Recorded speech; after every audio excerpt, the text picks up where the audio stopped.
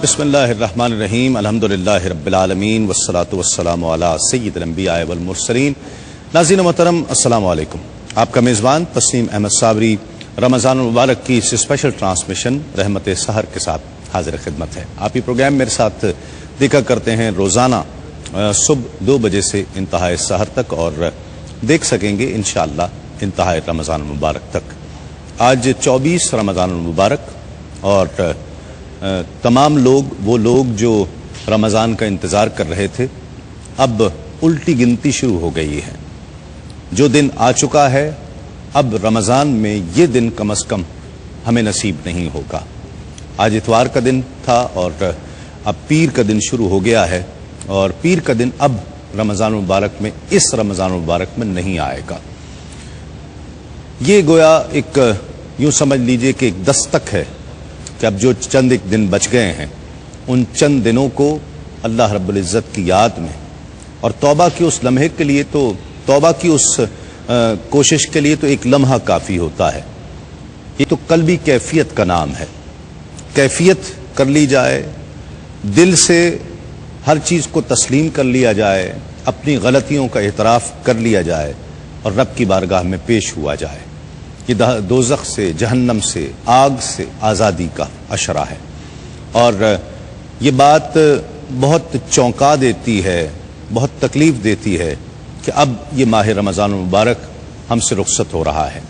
जब भी ये ख्याल आता है कि ये माह रमज़ान मुबारक शुरू हुआ था तो शुरू होने का कितना इंतज़ार था, जब शुरू हो गया तो कितनी खुशी थी कि अब माह रमज़ान मुबारक शुरू हो चुका है। लेकिन वक्त का पता ही नहीं चला कि कब वक्त इतना गुजर गया कि सिर्फ 5, 6, 7 रोज़े बाकी रह गए हैं। नाज़रीन किराम, आज का हमारा मौजू आसार क़यामत। ये भी क़यामत के आसार में से एक है कि वक्त में से बरकत ख़त्म होती चली जाए, पता न चले वक्त किस तरह से गुजर गया, कितना गुजर गया, कैसे गुजर गया। क़यामत पर यकीन रखना आखिरत की बुनियादी, इंसान की, एक मुसलमान की बुनियादी अकायद में से है। और जो क़यामत पर यकीन न रखे, क़यामत पर ईमान न लाए, समझ लीजिए कि वो दायरा इस्लाम से खारिज है। क़यामत पर यकीन रखना इस्लाम का बुनियादी तकाज़ा है, बुनियादी रुकन है, आखिरत पर यकीन रखना। नाज़रीन किराम, जब शैतान ने सजदा करने से इनकार कर दिया था तो मोहलत मांगी थी उस वक्त मालूम तक के लिए। मुफस्सिर किराम ने उसे, उस वक्त मालूम को क़यामत कहा है। क़यामत हमारे अगले दौर का आगाज़ हो जाएगा, आखिरत का, क़यामत के दिन से। वो जजमेंट डे है कि जिस दिन सब कुछ होना है, सवाल होने हैं। वो तमाम चीज़ें जो इम्तिहान गाह में हम देते रहे हैं, वहाँ पर पूछी जाएंगी कि क्या क्या करते रहे, क्या मकसद लेकर गए थे, क्या क्या सवालात थे, क्या उनके सवालात के सही जवाबात दिए थे या नहीं दिए थे। अहादीस करीमा में बहुत सी निशानियाँ, बहुत सी अलामात, बहुत से आसार क़यामत के ताल्लुक से बताए गए हैं। बहुत सी निशानियाँ जिसे उलमाए किराम 2 यूँ समझ लीजिए कि मेजर हिस्सों में उसे तकसीम करते हैं। एक छोटी निशानियाँ, एक बड़ी निशानियाँ। छोटी निशानियों के उलमाए किराम, इस दौर के उलमाए किराम का कहना है कि छोटी निशानियाँ ऐसी बहुत सी हैं कि जिनका ज़ुहूर हो चुका है, जो ज़ाहिर हो चुकी हैं कि क़यामत आने वाली है। ये सवाल हर दौर में किया जाता रहा है। इवन सरकार दो आलम सल्लल्लाहु अलैहि वसल्लम के दौर में भी आका करीम सल्लल्लाहु अलैहि वसल्लम से ये सवाल किया जाता रहा कि क़यामत कब आएगी, और हर दौर में क़यामत का जिक्र होता रहा इस अंदाज से क़यामत कब आने वाली है। शायद अब क़यामत का वक्त करीब आ चुका है और इस दौर में भी हम देख रहे हैं कि हर शख्स ये कहता हुआ नज़र आ रहा है कि क़यामत बहुत करीब आ गई है। क़यामत की वो कौन सी अलामात हैं जो अहादीस करीमा में हमें बताई गई हैं, कितनी उसमें से पूरी हो चुकी हैं, कितनी ऐसी हैं जो अभी पूरी नहीं हुई हैं। बहुत सारी अलामात हैं जिनका आज जिक्र होगा और कोशिश करें कि जो जितना वक्त होगा उसमें से जिन पर ज़्यादा मुफस्सिल अंदाज से गुफ्तगू हो पाए, इंशाअल्लाह उसे तफसील के साथ जिक्र करने की कोशिश करेंगे। बहुत दिलचस्प मौजू है, बहुत से نوجوان سوالات کرتے ہیں کہ قیامت کب آئے گی، اس حوالے سے انشاءاللہ ہم بات کریں گے، ان کے جوابات بھی ہوں گے، آپ کے فقہی سوالات بھی ہم اس پروگرام کا حصہ بنائیں گے۔ کچھ آپ کے فقہی سوالات جو پچھلے 2 پروگرامز میں آپ نے پوچھے تھے ان کے جوابات ہم نہیں دے پائے، بہت معذرت کے ساتھ آج انشاءاللہ ان سوالات کے جوابات بھی دیے جائیں گے۔ ایک سوال ہم بھی آپ سے کرتے ہیں، اس کا جواب دینے پر، صحیح جواب دینے پر، اگر ایک سے زیادہ صحیح جوابات آ جائیں تو قرعہ اندازی کے ذریعے اس کا انتخاب کیا جاتا ہے۔ جنون گارمنٹس والوں کی جانب سے اور ہاشمی والوں کی جانب سے انہیں گفٹ ہیمپر بھی پیش کیے جاتے ہیں۔ آج کا سوال نوٹ فرما لیجئے۔ حضور نبی کریم صلی اللہ علیہ وآلہ وسلم کے منہ بولے بیٹے کون تھے؟ حضور صلی اللہ علیہ وآلہ وسلم کے منہ بولے بیٹے کون تھے؟ حضرت بلال، حضرت زید بن حارث یا حضرت عبداللہ بن عباس؟ اس حوالے سے آپ جواب دینا چاہیں تو نوٹ کرا سکتے ہیں کال کر کے کنٹرول روم میں اپنا جواب، اور اس کے بعد آپ مقابلے میں شریک ہو جائیں گے، اور پھر انتظار کیجیے گا کہ قرآن اندازی میں آپ کا نام آتا ہے یا نہیں، اس صورت میں کہ اگر ایک سے زیادہ جوابات ہمیں موصول ہوتے ہیں۔ وقفے کے بعد انشاءاللہ آپ سے ملاقات ہوگی، ہم ملاقات کریں گے تو اس وقت علماء کرام ہمارے ساتھ ہوں گے، ہمارے ساتھ ثنا خوان رسول ہوں گے، گفتگو ہوگی، اس موضوع پر بات ہوگی، سرکار دو عالم صلی اللہ علیہ وآلہ وسلم کا ذکر ہوگا، اور آپ کی ٹیلی فون کالز ہوں گی۔ ایک مختصر سے وقفے کے بعد لوٹتے ہیں اس یقین کے ساتھ آپ کہیں نہیں جائیں گے۔ خوش آمدید، آپ پروگرام دیکھ رہے ہیں رحمت سحر تسیم صابری کے ساتھ، اور آج کا سوال نوٹ فرما لیجئے۔ حضور صلی اللہ علیہ وآلہ وسلم کے منہ بولے بیٹے کون تھے؟ حضرت بلال، حضرت زید بن حارث یا حضرت عبداللہ بن عباس؟ ان تینوں میں سے ایک جواب ٹھیک ہے، ایک آپشن ٹھیک ہے۔ آپ کال کر کے کنٹرول روم میں سوال کا جواب نوٹ کرا سکتے ہیں، ہم اسے قرآن اندازی میں شامل کر لیں گے۔ ہمارے ساتھ تشریف فرما ہے آپ کی بہت جانی پہچانی، ہر دل عزیز، محبوب شخصیت، بہت خوبصورت انداز گفتگو آپ کا بہت پسند کرتے ہیں ہم سب، اور اس پروگرام کی رونق ہیں، اور روزانہ الحمدللہ اس پروگرام میں تشریف فرما ہوا کرتے ہیں۔ علامہ مفتی محمد اکمل صاحب ہمارے ساتھ تشریف فرما ہیں، ان کے ساتھ تشریف فرما ہے ایک اور بہت خوبصورت انداز گفتگو کی حامل شخصیت، بڑی زندگی اور بڑے استدلال کے ساتھ گفتگو کرنے والے علامہ سید مظفر حسین ہمارے ساتھ تشریف فرما ہے، ان کے ساتھ تشریف فرما ہے فکری گفتگو کرنے والی شخصیت، بہت علمی اور فکری انداز سے چیزوں کو پرکھا کرتے ہیں، علامہ مفتی ارشاد حسین سعیدی صاحب ہمارے ساتھ تشریف فرما ہیں، اور ان کے ساتھ تشریف فرما ہیں لاہور داتا کی نگری سے تشریف لائے ہوئے ممتاز، محترم، خوش آواز، خوش انداز ثنا خاں صغیر احمد نقشبندی۔ السلام علیکم، آپ سب مہمانوں کا بہت شکریہ۔ آغاز کرتے ہیں کلام سے، بسم اللہ۔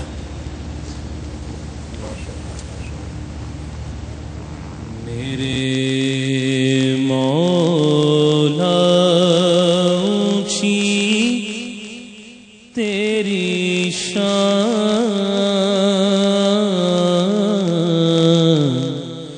میرے مولا اونچی تیری شان، شان مولا میرے مولا اونچی تیری شان،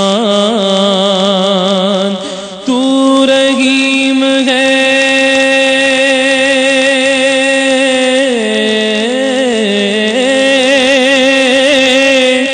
تو ہی ہے رحمان، میرے مولا اونچی تیری شان، شان مولا میرے مولا اونچی تیری شان، مشکلوں میں جب بھی روکے میں نے تجھ کو پکارا، میرے مولا تو نے مجھ کو دیا خوب سہارا، میرے مولا تو نے مجھ کو دیا خوب سہارا، کیا بتاؤں مولا تیرے،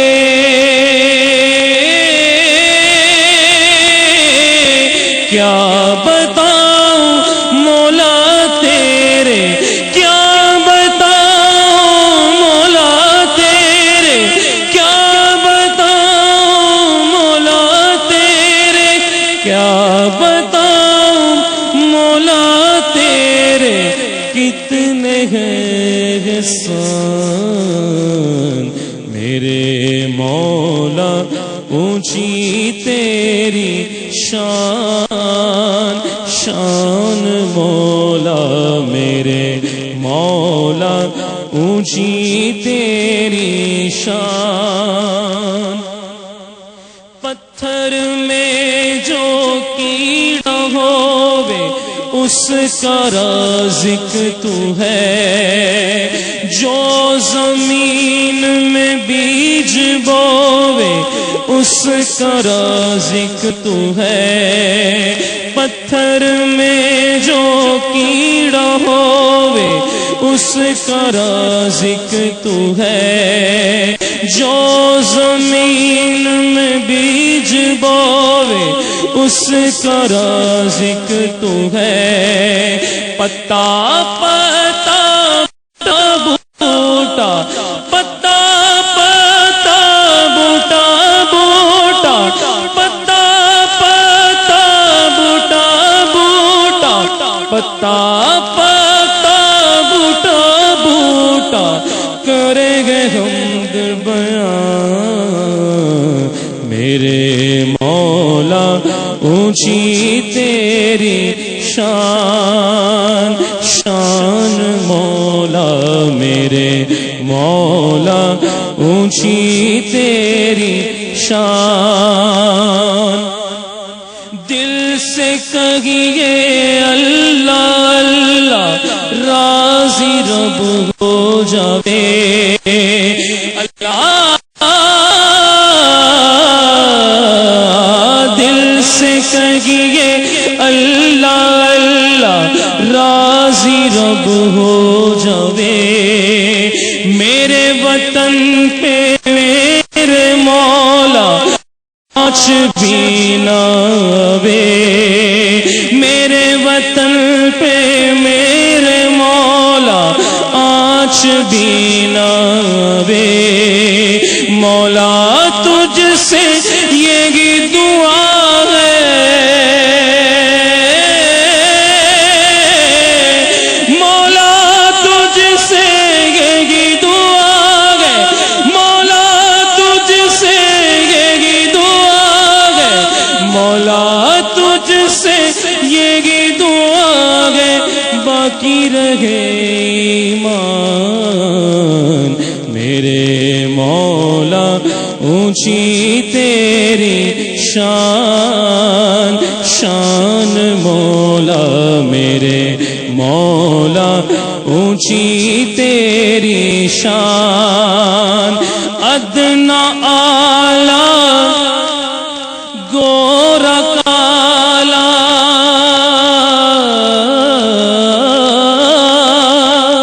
ادنا آلہ گورا کالا سب پہ تیری عطا ہے، حمد لکھتا مولا تیری ادنا سا یہ ضیاء ہے، حمد لکھتا مولا تیری ادنا سا یہ ضیاء ہے، اپنے کرم سے کر دے مولا،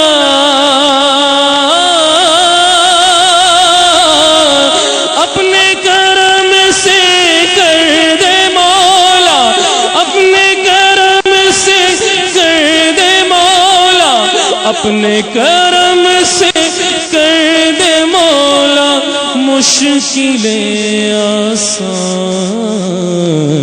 میرے مولا اونچی تیری شان، شان مولا میرے مولا اونچی تیری شان۔ ماشاءاللہ ماشاءاللہ۔ مفتی صاحب آغاز یہیں سے کرتے ہیں، یہ سوال آج کل سب سے زیادہ پوچھا جاتا ہے، نوجوان بھی، بوڑھے بھی، بزرگ بھی، بچے بھی، قیامت کب آئے گی؟ اعوذ باللہ من الشیطان الرجیم، بسم اللہ الرحمن الرحیم۔ دیکھیں اللہ تبارک و تعالیٰ کی حکمت بالغہ کے تحت بعض چیزیں ایسی ہیں جو اس طرح صیغہ راز میں رکھی گئی ہیں کہ اسے اللہ تعالیٰ نے یا تو اپنی ذات کے ساتھ خاص کیا ہے یا بس خاص لوگوں کے ساتھ خاص کیا ہے. ٹھیک ہے. انہی میں سے ایک قیامت کے وقت کا تعین بھی ہے. ٹھیک. اللہ تعالیٰ کو تو علم ہے ہی ہے. نبی کریم صلی اللہ علیہ وسلم کو اس کا علم دیا گیا یا نہیں دیا گیا اس میں علماء کا اختلاف ہے، لیکن جمہور اس طرف ہیں کہ آپ کو بھی علم مبارکہ دیا گیا، لیکن اس کی صحیح تعین کو ظاہر کرنے سے منع کر دیا گیا. ٹھیک ہے. اتنا ضرور ہے کہ نبی کریم صلی اللہ علیہ وسلم نے یہ بتایا کہ جمعے کے دن قیامت آئے گی، یوم عاشورہ کا دن ہوگا، ٹھیک ہے. 10 محرم الحرام ہوگا، یہ سرکار نے بیان فرمایا. اس کے علاوہ جیسے حدیث جبریل بخاری کی بڑی مشہور ہے اور شروع میں یہ موجود ہے، اس میں جب جبریل امین انسانی شکل میں آئے اور نبی کریم صلی اللہ علیہ وسلم سے قیامت کے بارے میں سوال کیا کہ قیامت کب آئے گی، تو جواب میں نبی کریم صلی اللہ علیہ وسلم نے یہی ارشاد فرمایا کہ جس سے سوال کیا گیا ہے وہ سوال کرنے والے سے زیادہ نہیں جانتا ہے. یعنی جتنا تمہیں علم ہے اتنا ہی مجھے بھی علم ہے. تو اس سے یہ بھی اشارہ ہو سکتا ہے کہ نہ تمہیں علم دیا گیا نہ مجھے علم دیا گیا، اور یہ بھی اشارہ ہو سکتا ہے کہ تمہیں بھی علم ہے مجھے بھی علم ہے، لیکن اس کو ظاہر نہیں کرنا ہے. اس کا تمہیں بھی علم ہے مجھے بھی علم ہے، تو مجھ سے یہ سوال نہ کرو. اسی وجہ سے پھر جبریل امین نے اگلا کویسچن یہ کیا، اچھا تو پھر اس کی کچھ علامات بیان کر دیں. ظاہر کرتا ہے کہ اگر ایک شخص کو علم ہی نہیں ہے تو پھر اس سے یہ پوچھنا کہ اچھا جیسے میں آپ سے پوچھیں فلاں جگہ کہاں ہے، آپ کو مجھے نہیں معلوم، تو میں کہوں اچھا اس کے قریب قریب کی علامات بیان کر دیں. جب جگہ ہی نہیں معلوم تو آپ کہیں گے جگہ ہی نہیں پتہ میں کیسے بتاؤں مختصر آپ کو. پھر نبی کریم صلی اللہ علیہ وسلم نے کچھ آثار قیامت وہاں پہ ظاہر فرمائیں. تو خلاصہ کلام یہ ہے کہ اس کے وقت کا تعین یقیناً ہو چکا ہے، اللہ تعالیٰ کے علم میں ہے، اور اللہ کی عطا سے نبی کریم صلی اللہ علیہ وسلم کو بھی معلوم ہے، لیکن اس کو ظاہر کرنے سے منع کیا گیا. وقت معلوم نہیں ہے، وقت بتایا نہیں گیا ہے، تو وقت معلوم سے پھر کیا مراد ہے یہ بھی بات کریں گے. اور آثار بتا دیے، اس آثار بتا دینے کی حکمتیں کیا ہیں. ایک مختصر سے وقفے کے بعد لوٹتے ہیں اس یقین کے ساتھ آپ کہیں نہیں جائیں. سحر تسیم صابری کے ساتھ. وقت معلوم سے کیا مراد ہے شاہ صاحب؟ پھر وقت معلوم جس کا ذکر کیا یہ کیا ہے؟ دیکھیں وقت معلوم سے مراد تو یقیناً یہی ہے کہ جس وقت وہ مستحضر ہوگا اور قائم ہوگا وہ ایک مقرر تو ہے، اور وہ اللہ رب العالمین کے علم ازلی کے اندر ہے. اسی اعتبار سے معلوم ہے. جی ہاں، اسی اعتبار سے معلوم ہے، ایک بات. اور دوسری بات یہ ہے کہ جس طرح کہ مفتی صاحب نے بھی ذکر کیا کہ سید عالم صلی اللہ علیہ وسلم کے قلب منیر پر اس کو باقاعدہ سرکار علیہ السلام کو بتایا گیا، اور اس پر تقریباً محدثین کے تواتر کے ساتھ شروحات ہے جس میں ایک کا بھی اختلاف نہیں ہے کہ علوم خمسہ جو ایسی چیز ہے کہ اگر کوئی شخص، جس میں سے وقوع قیامت بھی ہے، کہ اگر کوئی شخص اپنے لحاظ سے اگر ان میں سے کسی ایک چیز کے بارے میں بھی اگر وہ کسی بات میں وضاحت کرتا ہے یا اس کے بارے میں بتاتا ہے اور اس کی نسبت سرکار علیہ السلام کی طرف نہیں کرتا تو وہ جھوٹا اور کذاب ہے. ہاں اگر وہ بتاتے وقت اس کی نسبت حضور کی طرف کرے گا تو اس کی صدق کی بات کی جا سکتی ہے. تو سرکار علیہ السلام کو یقیناً سرکار علیہ السلام کے قلب منیر پر اس کو نازل کیا گیا. اور اسی کے بارے میں علامہ جلال الدین سیوطی نے اتقان میں بھی لکھا ہے کہ ظاہر سی بات ہے قرآن کے علوم کو دو قسموں پر منقسم کیا گیا ہے. ایک علوم غیر متناہی ہے اور ایک متناہی ہے، اور یہ بالکل اس پر امت کا اجماع ہے کہ جناب متناہی علوم اللہ رب العالمین کا خاصہ نہیں، غیر متناہی علوم خاصہ ہے. تو متناہی علوم سرکار علیہ السلام کو دے دیے گئے ہیں، اور یہ جو وقوع قیامت ہے یہ علوم غیر متناہی سے نہیں ہے بلکہ علوم متناہی سے. اور دوسری بات ہمارے علماء نے یہاں پر یہ کی ہے کہ ایک علوم معدومات ہے اور ایک جو ہے وہ موجودات ہے. معدومات یہ خاصہ الہی ہے، اور موجودات جو ہیں یہ مخلوق کو عطا کیے جاتے ہیں. تو موجودات کا علم حضور کو دیا گیا ہے، اس اعتبار سے ساری چیزیں حضور علیہ السلام کے علم مبارک کے اندر شامل ہیں. ٹھیک ہے. حکمتیں کیا ہیں آثار بتا دینے کی، علامات بتا دینے کی؟ بسم اللہ الرحمن الرحیم. جیسا کہ مفتی صاحب نے اس بات کی طرف اشارہ کیا ہے آغاز میں کہ جب علامات اور آثار حضور تاجدار کائنات صلی اللہ علیہ وسلم نے بیان فرمائے تو اس سے اس بات کا اشارہ ضرور ملتا ہے کہ اللہ رب العزت نے اپنے حبیب کریم صلی اللہ علیہ وسلم کو اس کے علم سے بہرہ مند فرمایا. ٹھیک ہے. اب آثار اور علامات کو بیان کیا گیا مگر دن کا یا سال اور مہینے کا اور صدیوں کا تعین نہیں کیا گیا. اگرچہ دن کی طرف اشارہ ہے، وقت اور جمعہ کی طرف اشارہ ہے. اس کی حکمتوں پر اگر ہم غور کریں تو دیکھیے ایک بات تو یہ ہے کہ اگر بتا دیا جائے کہ قیامت فلاں دن ہے فلاں صدی میں ہے تو وہ اگر صدیوں بعد آنی ہے اور یقیناً صدیوں بعد آئے گی تو آج ہم اس کے اوپر نہ غور و فکر کر رہے ہوتے، نہ کوئی آدمی اس کے اوپر پریشان ہوتا یا استفسار کرتا یا اس کے بارے میں دل کو اللہ تعالیٰ کے خوف میں مبتلا کرتا. تو یہ جو اس کی علامات اور نشانیوں کا ذکر کیا گیا اور اس کے وقت، مہینے اور سال اور صدی کو مستور اور محجوب رکھا گیا، یہ ہے کہ ہر انسان اس وقت کا انتظار کرتے ہوئے اپنے لیے حساب و کتاب کی تیاری کرتا ہے. ٹھیک ہے. اور اس تیاری کے اندر وہ اپنا احتساب بھی کرتا رہے کہ مجھے اس کے لیے کیا کرنا ہے اور کیا نہیں کرنا ہے. ٹھیک ہے. اور پھر یہ کہ اگر انسان کو بتا دیا جاتا کہ فلاں دن اس کائنات کے خاتمے کا دن ہے، تو یہ اس سے پہلے اس کے بارے میں غفلت کا شکار ہو جاتا. ٹھیک ہے. تو اللہ رب العزت اس کو غفلت کا شکار بھی نہیں کرنا چاہتا تھا. اور پھر یہ کہ اس دن کا تعین اگر بالکل اس طرح واضح کر دیا جاتا تو بہت ساری انسان کے اندر ایسی چیزیں جنم لینے کا امکان تھا جن کے نتیجے میں عمل کا تساہل بھی تھا اور اس کے بارے میں، زندگی کے بارے میں لمبی امیدوں کے اندر مبتلا ہو جانے کا امکان بھی تھا. تو اللہ تعالیٰ نے اپنے حبیب کریم صلی اللہ علیہ وسلم کو بھی یہی حکم فرمایا کہ اس کو معجوب اور مستور رکھا جائے. ٹھیک ہے. اور علامات اور نشانیاں ذکر کر دیں. اور پھر میں سمجھتا ہوں کہ اس سے بھی اہم تر بات ہر انسان کے لیے یہ ہے کہ ایک تو قیامت کا دن ہے، ایک ہر انسان کی اپنے لیے آخرت ہے. وہ تو جس لمحے انسان کی روح پرواز کر جاتی ہے اور وہ اس دنیا سے اگلی دنیا کی طرف منتقل ہو جاتا ہے، تو اسے اس لمحے کی تیاری کے لیے تو یقیناً اپنی زندگی میں ہر لمحہ کانشس بھی رہنا ہے، احتساب نفس بھی کرنا ہے اور اللہ تعالیٰ کی اطاعت اور فرما برداری کی راہ کو بھی اپنانا ہے. احادیث کریمہ میں جن علامات کا ذکر ہوا ہے وہ کون سی علامات ہیں؟ ان میں سے کیا بہت سی پوری بھی ہو چکی ہیں؟ پہلے تو یہ کہ تھوڑا سا اس پہ میں عرض کر دوں کہ آثار قیامت کے بیان کی حکمت کیا ہے. اس میں کئی حکمتیں سامنے آتی ہیں. ایک تو بڑی حکمت یہ ہے کہ یہ اصل میں نبی کریم صلی اللہ علیہ وسلم کی نبوت کی بہت بڑی دلیل ہے کہ یقینی سی بات ہے کہ مستقبل کی 100% 100% یقینی طور پہ خبر وہی دے سکتا ہے جس کو اللہ تبارک و تعالیٰ نے خبر دی ہو. ٹھیک ہے. اور وہ نبی ہی ہو سکتا ہے. ٹھیک. تو یہ اصل میں نبوت کے اوپر بہت بڑی دلیل ہوتی ہے کہ نبی مستقبل کے بارے میں کنفرم خبریں دیتا ہے اور جیسا وہ کہتا ہے ویسے ہی ظہور پذیر ہو جاتا ہے. ٹھیک ہے. تو یہ اس کی نبوت کی دلیل بن جاتی ہے.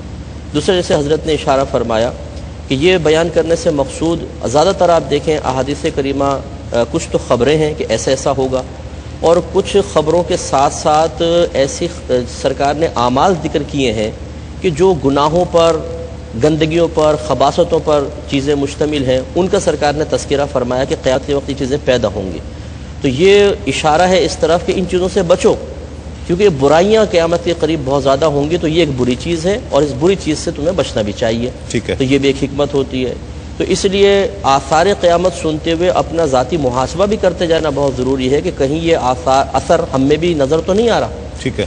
اب ان میں سے جو بہت ساری علامات سرکار نے بیان فرمائی، یہ دو طرح کی علامات ہیں، کبرا ہیں اور صغرا ہیں. ٹھیک ہے.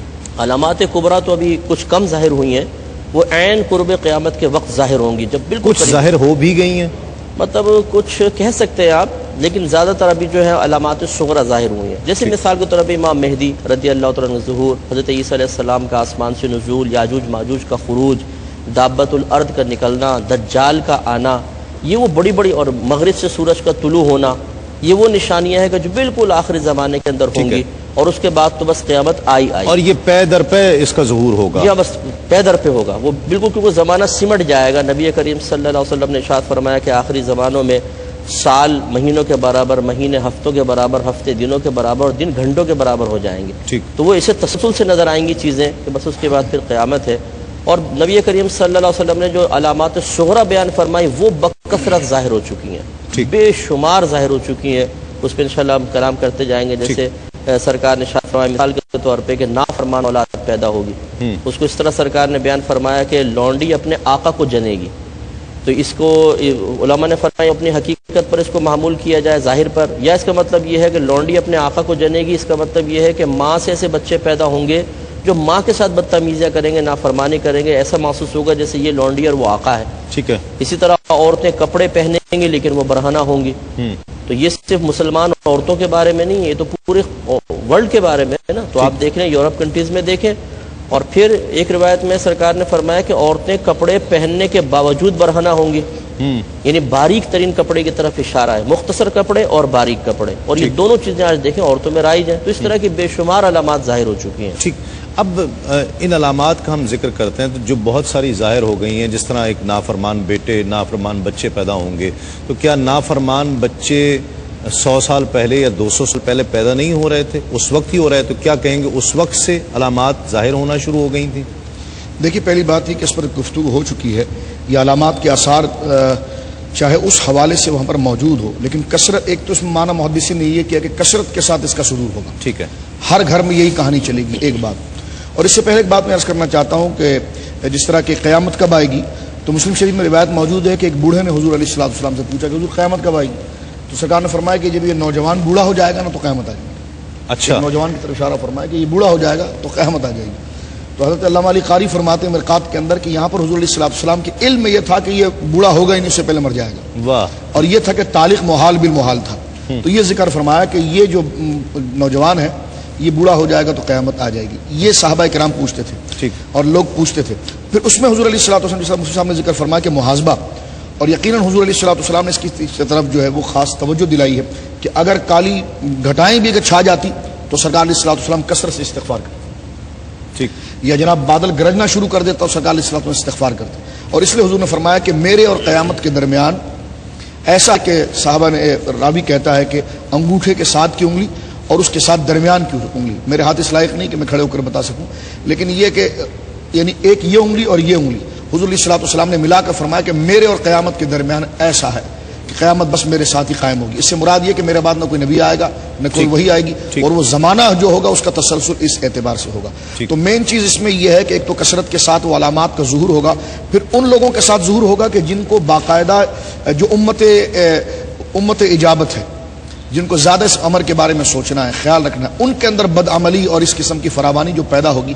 تو یقیناً علماء نے، محدثین نے ایک تعویل یہ بھی کی ہے کہ ایک تو قلت کے ساتھ، پھر کثرت کے ساتھ ہونا، پھر ان لوگوں کے ساتھ ہونا جو مدعی ایمان ہے اور قیامت کے دن جواب دہی کے لیے تیار اور مستعد ہے، وہ اس چیزوں میں تغافل کریں گے، غفلت برتیں گے. تو یہ ساری چیزیں جو ہے نجی سطح پر بھی جو اس خیال کے اندر تغافل پیدا کرے گی، غفلت پیدا کرے گی، تو یہ ان علامات کی طرف اشارہ کرتی ہیں.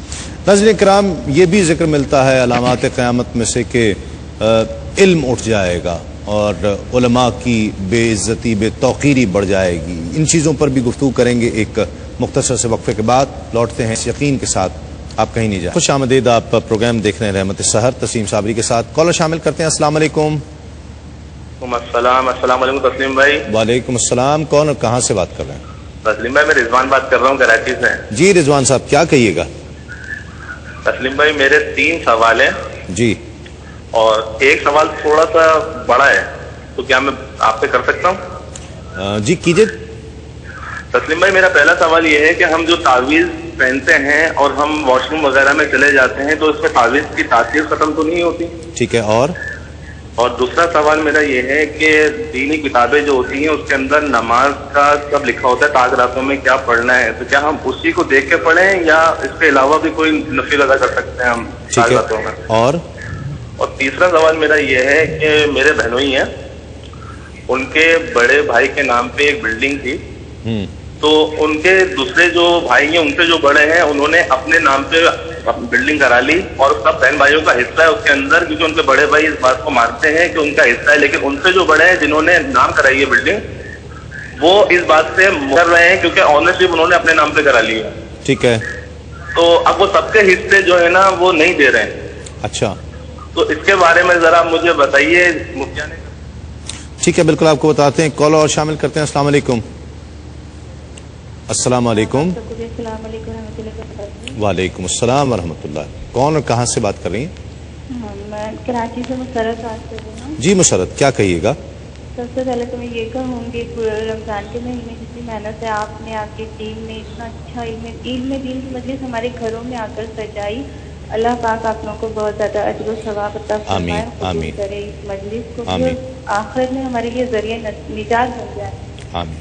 کیونکہ بہت کچھ سیکھا اسپیشلی مفتیان کرام، علماء کرام ہمارے سروں کے تاج ہیں. اللہ پاک ان لوگوں کو سلامت رکھے اور اسی طرح ہم علم دین سکھاتے رہیں. آمین. جی میرے 3 سوال ہیں. میرے پہلا سوال تو یہ ہے، علامات قیامت میں کیا ایک علامت یہ بھی ہے کہ وقت بہت تیزی سے گزرے گا، کیونکہ 24 روز اس طرح گزرتے ہیں جس طرح 24 گھنٹے گزرتے ہیں. ٹھیک ہے. اور دوسرا سوال یہ ہے کہ ایک مووی بنائی ہے انگریزوں نے بیسٹ ایوارڈ نے جس میں علامات قیامت اور 2013 میں پیشن گوئی کی ہے قیامت کی.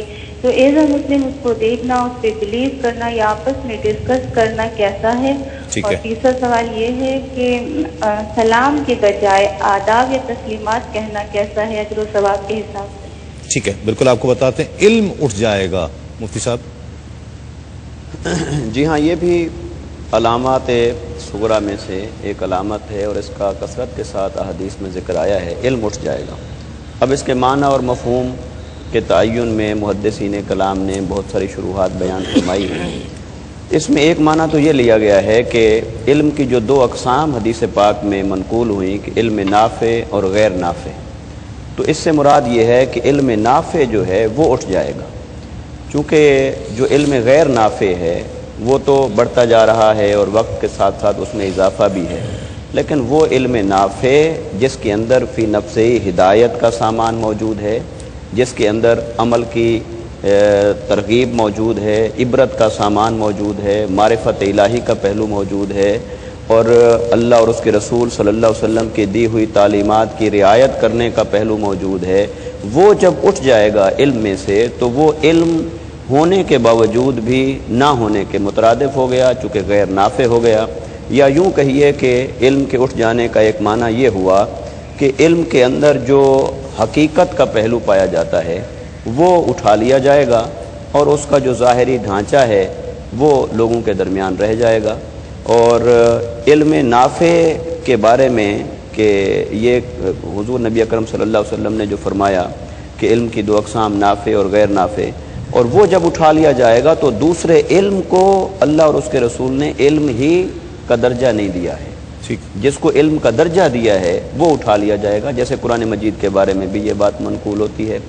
اور آج ہم دیکھتے ہیں کہ علم ایک تو عمل سے خالی ہوتا جا رہا ہے, پھر علم سے جو زندگیوں کے اندر اصلاح کا سامان ہونا چاہیے خود صاحبان علم بھی اس کی طرف توجہ نہیں کر رہے, الا ماشاء اللہ علم نافع نہیں رہا, جن کو اللہ تبارک و تعالی نے اپنے علم کے اوپر عمل کرنے کی توفیق عطا فرمائی. ہاں, تو ایک یہ معنی ہے. دوسرا یہ معنی ہو سکتا ہے کہ جس کو اللہ اور اس کے رسول صلی اللہ علیہ وسلم نے علم قرار دیا ہے وہ دین کا علم ہے, وہ قرآن مجید کا علم ہے, وہ روحانیت کا علم ہے, وہ معرفت الہی کا علم ہے, لیکن اس کی کمی ہوتی چلی جائے گی, اس کی طرف لوگوں کی رغبت اور دھیان کم ہوتا چلا جائے گا, اور جو دنیاوی علوم ہیں جو فنون کے درجے پر ہیں یا جن کا سیکھنا ثانوی درجہ رکھتا ہے ان کی طرف رغبت اور میلان بڑھتا چلا جائے گا. عام معنی میں جس سے نوکری ملنی ہے, جس سے نوکری, وہ علوم جس سے نوکری ہو سکتی ہے, جس سے روزی رزق کمایا جا سکتا ہے, جس سے یا شہرت حاصل کی جا سکتی ہے, فن کے معنی میں جو علوم آتے ہیں اس کی طرف انسان کی رغبت اور میلان بڑھتا چلا جائے گا, اور جسے حاصل کرنا چاہیے تھا وہ معدوم ہوتا چلا جائے گا. جھوٹ ایک فن ہو جائے گا.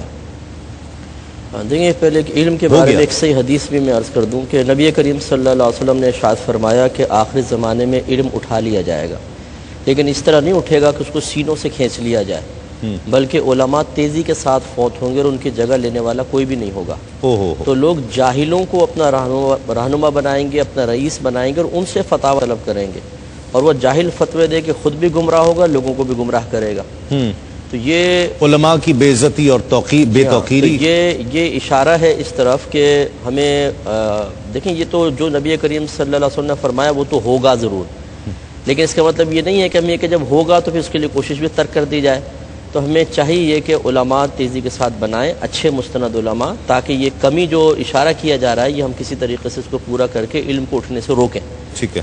دوسرا, جھوٹ کے جیسے آپ نے ارشاد فرمایا, یہ نبی کریم صلی اللہ علیہ وسلم نے ارشاد فرمایا جھوٹ آخرت میں آخری زمانے میں بہت زیادہ عام ہو جائے گا. اور یہ فن والی کوئی روایت آپ نے جیسے دی ہے, تو بالکل آج جھوٹ ایک فن ہے, اور آپ اوپر سے لے کر نیچے تک جتنے عہدے آپ دیکھیں گے اس کے اندر جھوٹ پر ہی بعض اوقات تو پورا معاملہ چل رہا ہوتا ہے. اسے ڈپلومیسی کا نام دیا جاتا ہے, ڈپلومیسی کا نام دیتے ہیں, اور کچھ بھی اس کو سیاست, حکمت کہہ لیں, کچھ بھی کہہ لیں, لیکن یہ گناہ کبیرہ ہے. دیکھیں, ہماری شریعت بڑی معتدل شریعت ہے. بوقت ضرورت خود ہماری شریعت نے ایسی بات اختیار کرنے کی اجازت مرحمت فرمائی ہے جو سری جھوٹ تو نہ ہو لیکن اس کا ظاہر کچھ اور و باطن کچھ اور, اس کو توریہ کہتے ہیں. اس کی خود نبی کریم صلی اللہ علیہ وسلم نے اجازت مرحمت فرمائی. لیکن یہ جو اشارہ ہے یہ سری جھوٹ کی طرف ہے, اور وہ بھی کسی مصلحت صحیحہ کے بنا پر نہیں, فسادات کی وجہ سے, لوگوں کو گمراہ کرنے کی وجہ سے، مادی اشیاء کو حاصل کرنے کی بنا پر، یہ ضرور معیوب اور معتوب ہے، اور اگر اس سے ہم نہیں بچیں گے تو خود اس کے نقصانات سے ہم نہیں بچ سکتے۔ اچھا، یہ نشانی ظاہر ہو چکی ہے اس لیے کہ ہم نے دیکھا ہے اپنے معاشرے میں ہی کہ بہت سے لوگ عادتاً جھوٹ بولتے ہیں، مطلب وہ ان کی عادت میں شامل ہو جاتا ہے، قدم قدم پر ہو چکی ہے نا۔ اب دیکھیں نا، گھروں کے اندر باقاعدہ ایک تربیت انداز تک اختیار کر لیا جاتا ہے۔ بچہ گیٹ پر آیا، جا کے بول دو میں نہیں ہوں، فون پہ بول دو میں نہیں ہوں۔ اب جب باپ بچے کے سامنے ایسا بول رہا ہے تو لازمی سی بات ہے بچہ اس کو کیچ کرتا ہے، پھر وہ اپنی جان بچانے کے لیے بوقت ضرورت جہاں اجازت شرعیہ نہیں ہے وہاں پر بھی جھوٹ بولتا ہے، اور اس طریقے سے نقصانات عام۔ شاہ صاحب ایک اور نشانی بتائیے گی، امانت اور دیانت دلوں سے اٹھ جائے گی، ایسا ہو رہا ہے؟ جی بالکل اسی طرح ہے، اور علم کے اٹھنے کے حوالے سے مفتی صاحب نے بڑی پیاری بات فرمائی۔ یقیناً بخاری شریف کے اندر بھی یہی ہے کہ علم سے اٹھنے سے مراد علماء اٹھ جائیں گے، جو اس کی تشریحات، اس کی تعبیرات کو ذکر کرنے والے، اور موجودہ حالات اور اس کے تناظر دیکھ کر اپنے تقوی کے اعتبار سے اور اپنے دور رس نتائج کو اخذ کرنے کی اس باطنی صلاحیت کے حوالے سے جو مشورہ قوم اور ملت کو عطا فرماتے تھے، ایسے علماء نہیں رہیں گے، اور ایسے علماء نہ رہنے کی وجہ سے بے شمار چیزوں میں فساد آئے گا، حق اور باطل کے اندر اختلاط ہونا شروع ہو جائے گا، اور فسق اور فجور گویا کہ بڑی تیزی کے ساتھ ان مراکز کے اندر داخل ہونا شروع ہو جائے گا جو موضع تقویٰ تھی، تقوی کی جگہ تھی، جو اعتماد کی جگہیں تھیں۔ تو یہ جو بگاڑ پیدا ہوگا ان مستند علماء کے اٹھ جانے کی وجہ سے ہوگا۔ سب سے بڑا بگاڑ عقیدے کے اندر پیدا ہوگا، ٹھیک ہے، اور دوسرا پھر بدعملی کے اعتبار سے کہ ایسے لوگ ان کی جگہوں پر آ کر بیٹھ جائیں گے۔ میں کہنا چاہتا ہوں کہ دیکھیے قیامت تک اولیاء کا سلسلہ چلتا رہے گا، معاملات چلتے رہیں گے۔ اس ضمن میں ایک عرض یہ کرنا چاہتا ہوں عقائد کے حوالے سے، دیکھیے کہ آج قرآن جس طرح ہم نے پہلے بھی عرض کیا تھا وسیلے کے موضوع پر بھی، کہ قرآن کریم فرقان حمید کی آیات کی تعبیرات اور تشریحات ذکر کی جاتی ہے، تو کیا ہی بہتر ہو کہ آپ اپنے جس تشریح اور تفسیر کو آپ بیان کر رہے ہیں جو نظریات کے حوالے سے، اس میں کیا ہی بہتر ہو کہ جن شخصیات پر ہمارا یہ ظن غالب ہے اور یقیناً ان کی علامات و آثار اس بات کی طرف اشارہ کرتی ہیں کہ جناب یہ جنتی ہیں، اور جنہوں نے فرمایا ہے وہ سواد اعظم کا ایک بہت بڑا حصہ ہے اور امت ان کی طرف رجوع کرتی ہے، تو لہٰذا ہمیں چاہیے کہ قرآن کی تفسیر و تعبیر یا احادیث کا وہ معنی جو نظریات کے طور پر کسی چیز کو واضح کر رہا ہو، تو اس میں ہمیں چاہیے کہ ہم انہی کے ساتھ متمسک رہیں اور متعلق رہیں۔ ایک بات بدعملی کے حوالے سے میں ایک بات یہ عرض کرنا چاہ رہا تھا آپ کی خدمت میں، کہ یہ جو مراکز جہاں سے تقویٰ و طہارت اور امانت و صداقت کا درس دیا جائے گا، تو جہاں پر سب سے زیادہ امانت و صداقت کا درس عقیدے کا ہے، جب وہاں پر ہی فقدان پیدا ہوگا تو یہاں پر بھی فقدان پیدا ہو جائے گا۔ آج ہم معاشرے میں کثیر انداز میں دیکھتے ہیں کہ سرکار غوث اعظم رضی اللہ تعالیٰ کی کرامات کو ذکر کیا جاتا ہے، حضور شیخ الاسلام سید داتا گنج بخش علی حجویری کے مقام کو بیان کیا جاتا ہے، اور وہ ان کے مریدین ان کے ساتھ کیسا تعلق رکھتے تھے اور وہ مریدین پر کیسے شفقت کرتے تھے، یہ سارے معاملات بیان کیے جاتے ہیں، اور بڑی خاموشی کے ساتھ پھر اس منصب پر مکمل جمنے کی کوشش کی جاتی ہے، اور مرید اور تلامذہ کو مکمل طور پر یہ بات سمجھائی جاتی ہے کہ یہ وہ اپنے حضور اپنے مرشدان گرامی کے متعلق یہ بات کرتے تھے، اپنے مرشد کیسا ادب کرتے تھے، جو جس مرشد کے لیے وہ کرتے تھے تو مرشد بھی تو ایسے ہی تھا۔ تو کہنے کا مقصد یہ ہے کہ یہ افراد اور یہ اشخاص جو اڑ گئے، اس سے جو خطرناک قسم کی بے برکتی آ گئی ہے، اس کو سنبھالنا بہت مشکل ہے، اور میں سمجھتا ہوں یہ ایک بہت واضح علامت ہے قیامت کی جو ہمارے درمیان موجود ہے۔ ناظرین ایک مختصر سا وقفہ لیں گے، وقفے کے بعد لوٹیں گے تو اس پر مزید گفتگو ہوگی، اس یقین کے ساتھ آپ کہیں نہیں جائیں گے۔ آپ پروگرام دیکھ رہے ہیں رحمت سحر تسیم صابری کے ساتھ، اور قیامت کی علامات کے حوالے سے گفتگو ہو رہی ہے۔ دلوں سے امانت اور دیانت اٹھ جائے گی، یہ بھی علامات میں ہم نے دیکھا ہے کہ دیانت نہیں ہے کسی بھی چیز میں، اپنے منہ میاں مٹھو بن رہے ہیں، ایک روایت بن گئی ہے، یہ یہاں تک کہ نسب تک تبدیل ہو گیا، سید ہو گئے ماشاءاللہ۔ اور میں نے تو ایک صاحب سے ذکر بھی کیا، میں نے کہا میں ان کے سید ہونے کا گواہ ہوں، اس لیے کہ میں نے ان کو خود سید ہوتے دیکھا ہے، بنتے دیکھا ہے، تو میں تو گواہی دے رہا ہوں کہ یہ سید ہیں۔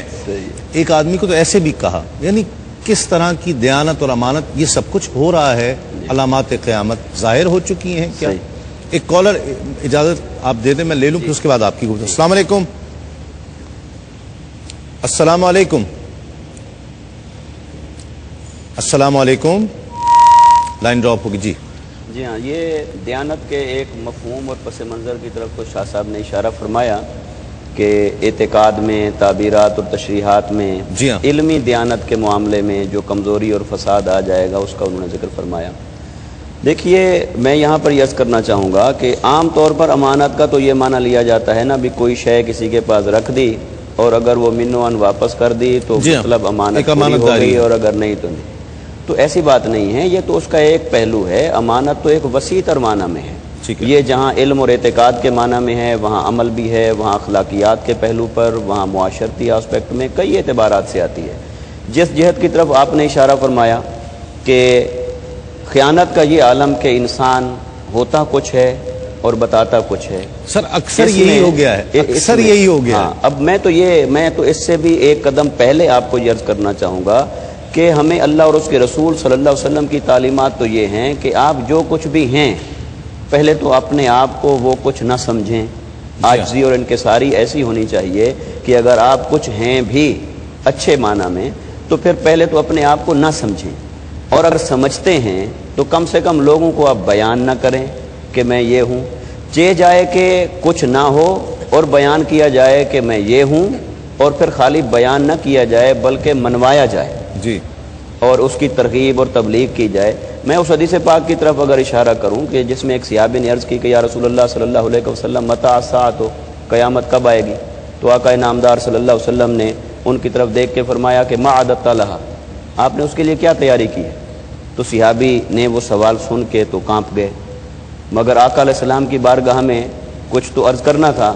تو کیا عرض کی کہ میرے پاس اعمال کی کثرت نہیں ہے، ولکنی احب اللہ ورسولہ، بلکہ اللہ اور اس کے رسول صلی اللہ علیہ وسلم سے محبت کرتا ہوں.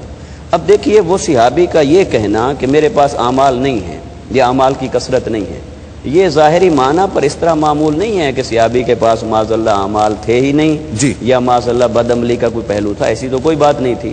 مگر یہ صحابہ کرام کی تربیت کا اظہار ہو رہا ہے کہ عمل کے اندر اس قدر وہ مثالی تھے، اس کے باوجود بھی وہ آقا علیہ السلام کی بارگاہ میں یہ بیان کر رہے ہیں کہ کچھ بھی نہیں ہے. ٹھیک ہے، تو یہ تو ہمیں تعلیمات اور اخلاقیات جو ملتی ہیں وہ تو یہ ہے کہ انسان کو عاجزی اور انکساری کا پیکر ہونا چاہیے. تو یہ جو آج کل ہوتا جا رہا ہے اصل میں اس کے اندر مارکیٹنگ کا پہلو آ گیا ہے، مادی مفادات کا پہلو آ گیا ہے. اور یہ جو مادی مفادات کا پہلو ہے اس نے دیانت داری کو یکسر ایلیمینیٹ کر کے جال سازی کو متعارف کروا دیا ہے. جی ہاں. اب وہ جال سازی جو ہے وہ کئی لبادوں کے اندر آ گئی ہے اور یہ ہر طبقے میں ہے. اگر اس کو مذہبی طبقے میں دیکھیں تو مذہبی طبقے میں بھی نظر آتی ہے.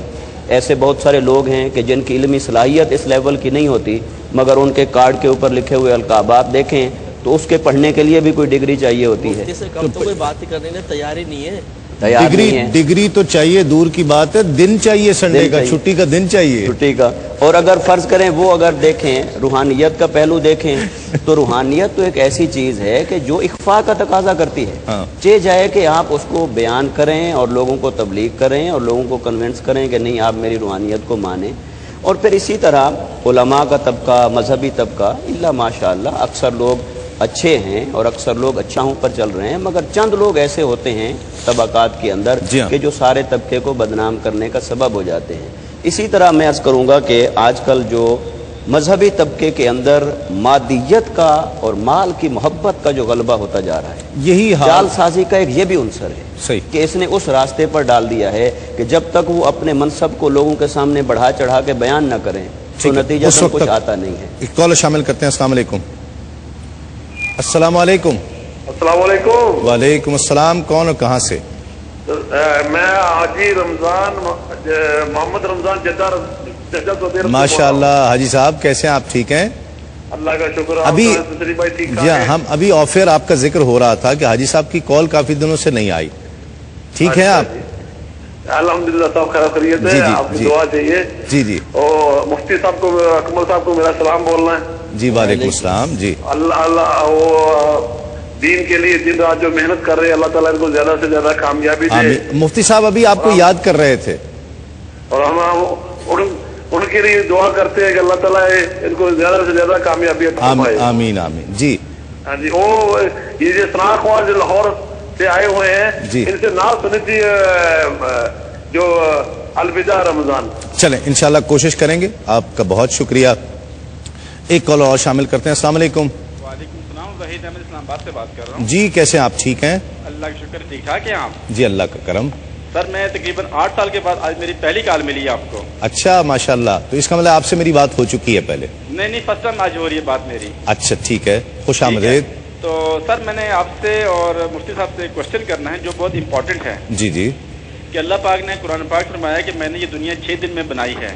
یہ 6 دن سے کیا مراد ہے؟ اور دوسری یہ بات کرنی ہے کہ تمام پیغمبر کیا عرب کنٹری میں ہیں یا باقی جیسے امریکہ ہے یا آسٹریلیا ہے یا افریقہ وغیرہ ہے اس میں آئے کہ نہیں آئے؟ ٹھیک ہے، بالکل آپ کو بتاتے ہیں دیانت کی یہ بات جو ہو رہی ہے. میں چاہتا ہوں اسی پر بات کر کے پھر ہم کلام کی طرف جائیں. اب جو ہو رہا ہے وہ تو آپ کے سامنے ہے. کارڈ خود ہی چھپا لی، کہتے ہیں جی کہتے رہو لوگوں کو پتہ چل ہی جائے گا، کسی نہ کسی طرح لوگوں کو بتا دیں. پیروں میں بھی یہی حال ہے، علماء میں بھی بہت معذرت کے ساتھ یہی حال، نعت خانوں میں بھی ایسے لوگ موجود ہیں کہ جن کو جمعہ 8 دن ہوا ہے اور وہ مطلب شو ایسے کر رہے ہیں جیسے ہوسٹ میں ہے. کئی ہیں ایسے مطلب جمعہ 8 دن ہوئے ہیں تو کہتے ہیں میں اویس قادری بن گیا ہوں. قوالوں میں بھی ہے. اس کا کیا کہیں گے؟ وہ اپنی زبان سے خود ہی اس طرح، اور پھر باقاعدہ اس کی مارکیٹنگ، جس طرح مفتی صاحب نے استعمال کیا، مارکیٹنگ کریں گے. لیکن سید صاحب نے بڑی پیاری بات کہی ہے کہ ہمارا مذہب تو ہمیں سکھاتا ہے اپنے آپ کو چھپانے. خود ہی اللہ تعالیٰ کسی انسان کو ظاہر کر دے، یہ اللہ تبارک و تعالیٰ کا ایک کرم ہے، اس کی ایک محبت کی علامت بھی قرار دی گئی ہے. چاہے جائے کہ جھوٹ بول کر، اب میرے خود مشاہدے میں ہے، اور جیسے آپ نے فرمایا نا سید بنتے دیکھا ہے، یعنی میں نے گواہی دی حضرت، میں نے سید بنتے دیکھا ہے. غیر سید پیر صاحب ہیں، اپنے نام کے ساتھ سید رکھتے ہیں. اب ہو سکتا ہے وہ بمانے سردار لیتے ہوں، اب وہ الگ بات کی ہوگی، لیکن جو ہمارے عرف میں معنی معروف ہیں اس کا لحاظ رکھنا چاہیے نا. اسی طریقے سے غیر حافظ لکھ رہا ہے. اسی طریقے سے جیسے بھی آپ ارشاد فرما رہے تھے کہ سانگڑ تک پہنچا نہیں نعت خان، اور وہ کہتے ہیں میں سنگاپور کا وزٹ کر کے آ گیا ہوں سین کی وجہ سے. اسی طریقے سے پیر عظام ہے، ان کو کوئی معرفت حاصل نہیں، کچھ نہیں، لیکن وہ خاندان پورا اپنا نسب بیان کر دیتے ہیں کہ ہمارے دادا جان ایسے تھے اور پردادا ایسے تھے. اور یہ اسی طریقے سے تو یہ بہت ہی، پھر دیکھیے 90 چینلز آ گئے، جی کھپ بھی رہے ہیں وہ لوگ. جی ہاں، اسی طرح جو علماء طبقے کے اندر میں بہت معذرت کے ساتھ یہ جو غلط روش چلی ہے نا مفتی لکھنے کی اپنے نام کے ساتھ، یہ ایک بہت بڑی خیانت ہے. جو واقعی افتاء کے درجے پر فائز ہو، عرصے دراز تک تربیت حاصل کر چکا ہو، صحیح بات ہے کہ اس کو مفتی نام لکھنا، مفتی کا لقب لکھنا چاہیے، وہ بھی اس قصد و ارادے کے ساتھ کہ لوگ جانے کہ مفتی ہے تو کویسچن کر لیں. یہ نہیں کہ اپنا منصب ظاہر کرنے کے بعد اپنی کوئی تعریف کروانا یا تعظیم کروانا مقصود ہو. تو ہمارے اسی کوئی ٹی وی پر ایسے بہت سارے علماء اسلام آتے ہیں، بہترین علمیت رکھتے ہیں، جواب دینے کی صلاحیت رکھتے ہیں، لیکن مفتی نہیں لکھتے اپنے نام کے ساتھ. یہ ان کی عارضین کی ساری ہے اور یہ بہت اچھی بات ہے. ٹھیک ہے وہ نہیں لکھتے، تو اس کا مطلب یہ تو نہیں ہے کہ خدا نخواستہ ان کا مقام و مرتبہ کم ہے. ان کا مقام مرتبہ بہت ہے، اللہ تعالیٰ کی بارگاہ میں بھی ہم حسن ظن رکھتے ہیں اور ہماری نگاہوں میں بھی ہے. تو اس لیے اس چیز کی واقعی اچھا اب یہ دیانت کا جیسے خیرات اور دیانت کا چلا تھا، آج کل جو ٹیلنٹڈ آدمی ہے اس کو انعام نہیں ملے گا، جو سفارشی ہے اور جو مطلب جان پہچان والا ہے اسے گولڈ میڈل بھی دیے جا رہے ہیں، اسے منصب پرائڈ آف پرفارمنس دیا جا رہا ہے. دینا نہیں بھی دیے جا رہے تو کارڈ پر لکھنے میں کیا حرج ہے؟ اب دیکھیے صدارتی ایوارڈ یافتہ گولڈ میڈلسٹ، ابھی یعنی ایسا جھوٹ ہے، سری جھوٹ جو گناہ کبیرہ ہے، اور گناہ کبیرہ پیش کر کے اور پھر اس سے عزت حاصل کرنے اتنے طویل کارڈ ہوتے ہیں. مجھے تو دیے، میں نے کہا بھائی جان میں تو اب چھٹی کے دن ہی پڑھوں گا. اتنا بڑا کارڈ پڑھنے کے لیے بھی سارا دن چاہیے. نہیں تو بالکل بہت غلط بات ہے، اور اس کی بالکل نشاندہی کی جانی چاہیے تاکہ لوگ اس سے اجتناب. گویا یہ بھی علامات قیامت میں سے ہے، بہت بڑی علامت ہے حضور، یہ بہت ظاہر ہو چکی ہے. علامات کبریٰ کے قریب پہنچانے والی ہے وسیع. ناظرین اس پر مزید بات کریں گے، اور مجھے یہ غالباً اب سحری کا وقفہ ہے، سحری کا ہے، ایک وقفہ لیتے ہیں، بہرحال لوٹتے ہیں اس یقین کے ساتھ آپ کہیں نہیں جائیں گے. خوش آمدید، آپ پروگرام دیکھ رہے ہیں رحمت سحر، تسیم صابری کے ساتھ. ایک کالر شامل کرتے ہیں. السلام علیکم. السلام علیکم. وعلیکم السلام. جی کون کہاں سے؟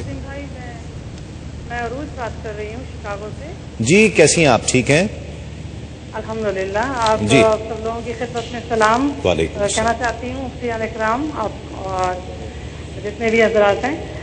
میرا سوال یہ ہے بھائی کہ اگر فرض کیجئے کسی نے آپ پر زیادتی کی ہے جی پرسنلی، اور آپ کا دل اس کو معاف کرنے کو نہیں چاہ رہا، تو اس